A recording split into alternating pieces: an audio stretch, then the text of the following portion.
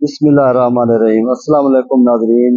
मैं ਤੁਹਾਡਾ ਆਪਣਾ मेज़बान अख्तर समेत जोका ते मैं मौजूद हाँ बुआना शहर के मेन रोड ते। नाज़रीन बुआना शहर जदों भी बारिश आवे ये बुआना शहर सारे दा सारा ये पानी डुब जाता है। इहदी वजह की है?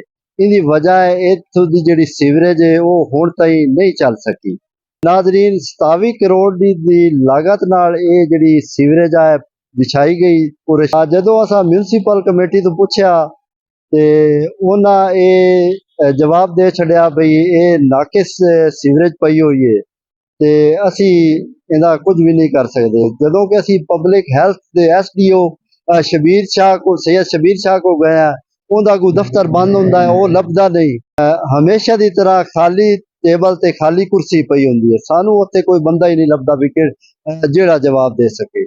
जेड़ा बुआना शहर का मेन रोड है ये तकरीबन होनी बनया ते इस ते लागत तकरीबन जिहड़ी लागत है वो 20 करोड़ हाई जिहदे नाल रोड बनया है ते लगदा है भी 3-4 बारिशां होर आ गईयां ते इस रोड फिर तबाह हो जाना। इस ते मुतअद्दिद बार एक्सीडेंट होया जिहदे विच कीमती जानां दा ज़ाया उस तो बाद जाके ये बुआना शहर का रोड बनया है। इहदी जिहड़ी इनकुआरी है वो वालियां दी वजह तो नहीं चल रही।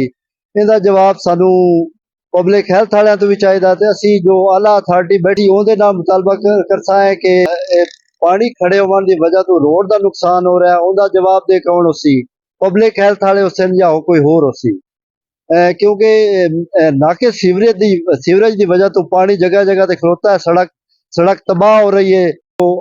साढ़े अवामी नुमाइंदे उन्होंने अगे भी साड़ी गुजारिश है ते जेडे आला अफसरान है उन्होंने अगे भी गुजारिश है ते ये जिहड़ी आवाम नूं तकलीफ होंदी पई है इहदा भी अदाला कीता जावे ते पब्लिक हैल्थ वालियां दे खिलाफ इंक्वायरी लाई जावे। अपने मेज़बान अख्तर सुमैर जोकर नूं दिओ इजाजत। अल्लाह हाफिज़।